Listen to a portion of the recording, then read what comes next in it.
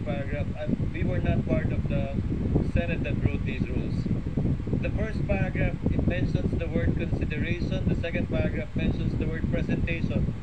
In terms of time, presentation should come first before consideration, although as it appears in our rules, consideration was mentioned first in the first paragraph and before presentation in the second paragraph.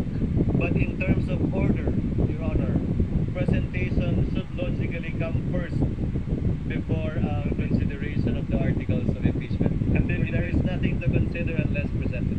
And then in the next breath, it talks about the trial.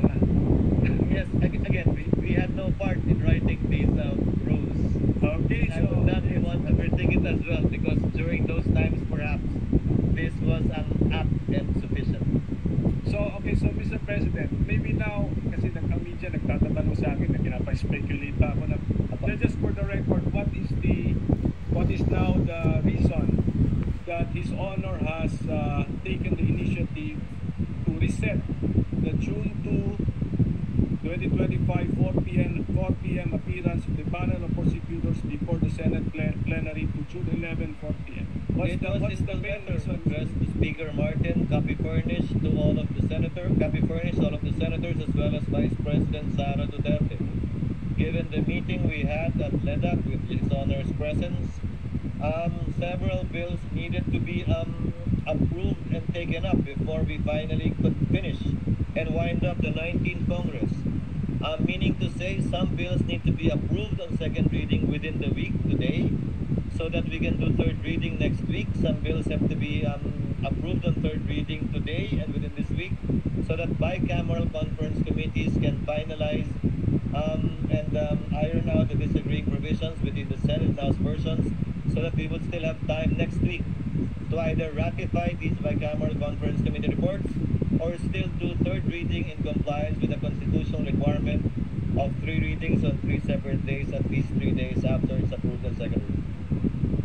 So, sige, last question na lang, Mr. President. Per our rules or practice, how would we now react to the receipt of the articles of impeachment last February 5, 2025? How should the Senate, as a legislative body in plenary session, react to that receipt? In line with Article 1 of our impeachment rules, which makes mention of the authority and responsibility of the President of the Senate, that is why I set the schedule for the articles to be read in plenary, which in turn would trigger, if at all, the creation of the impeachment court, which, if at all, would now proceed with the issuance of summons for the respondent or defendant.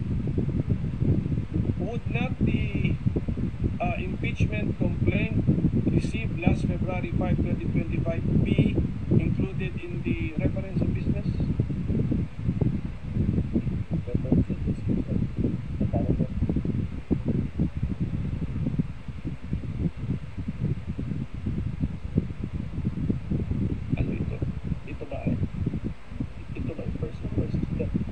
It will be included in the reference of business, yes. Supposedly today, kung natuloy tayo today, but on June 11, so that it can be included in the agenda for that particular day. Well, that's my point, Mr. President. Kung i-reference of business, why are we not doing it today? Anong damage kung gawin natin today? Pwede rin naman, hindi pa tayo nagpapusa ng reference. Yes, yun na nga. Pero are we doing it today? Kasi February 5, that's why I'm mentioning the date that it was received, February 5. So, can we include it in the reference of business today? Kasi parang mas normal eh. Mas normal yun eh. Kung We will look into it, Your Honor. I tend to agree with His Honor's position. We will take it up with the Secretary. It's just normal, Mr. Yes. Just February 5 reporting out today. Okay.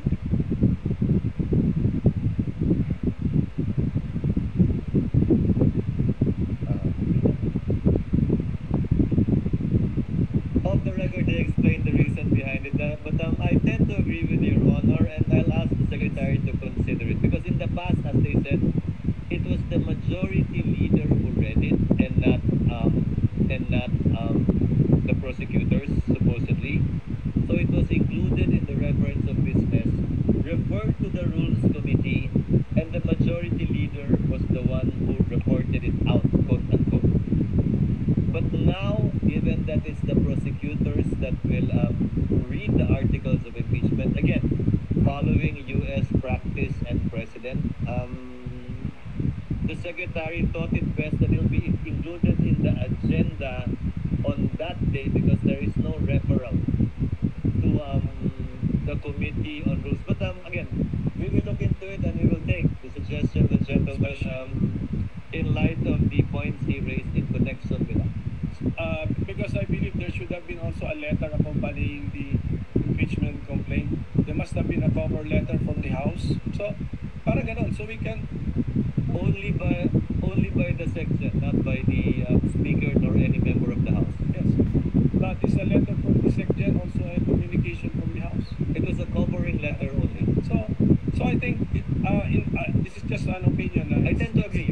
It's more natural that we report out if something happened last February 5, late evening or late in the session on February 5. Something happened, we report it out.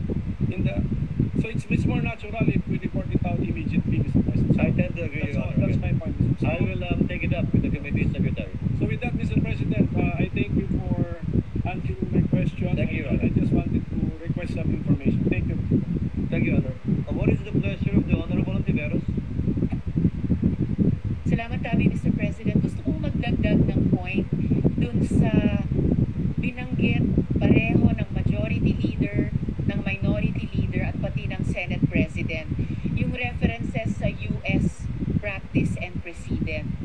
Kaugnay nung isa sa mga issue na pinag-usapan dito sa floor, kung pwede ba o dapat bang mag-carry over yung impeachment process mula sa 19th Congress hanggang sa 20th Congress.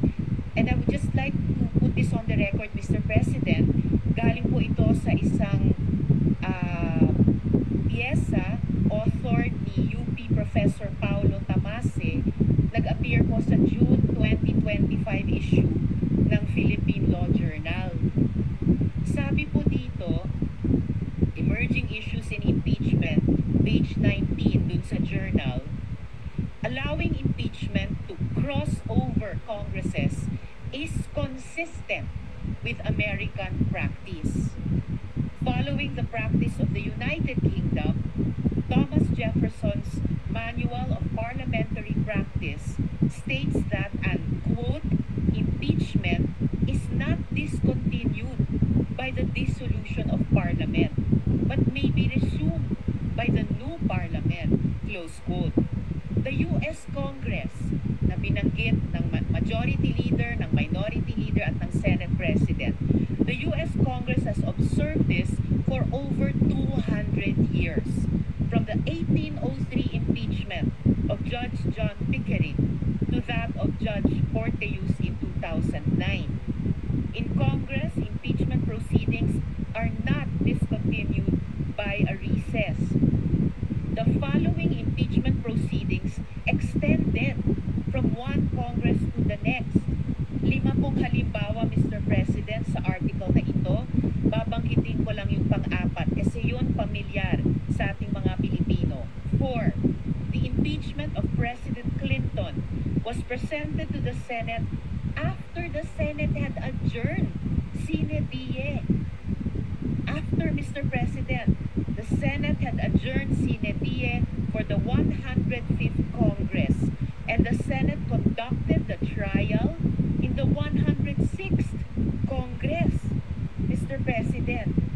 So, for the record lamang po, dahil very, very pertinent sa binanggit ng majority leader, ng minority leader, at pati ng Senate President na following U.S. practice and precedent. And with one very recent concrete example po dun sa impeachment ni U.S. President Clinton. So I hope that we can consider this in our own decision-making, Mr. President, even after the rescheduled presentation by the House prosecutors to the Senate as an impeachment court on 11th June. entered into the records. Majority Floor Leader.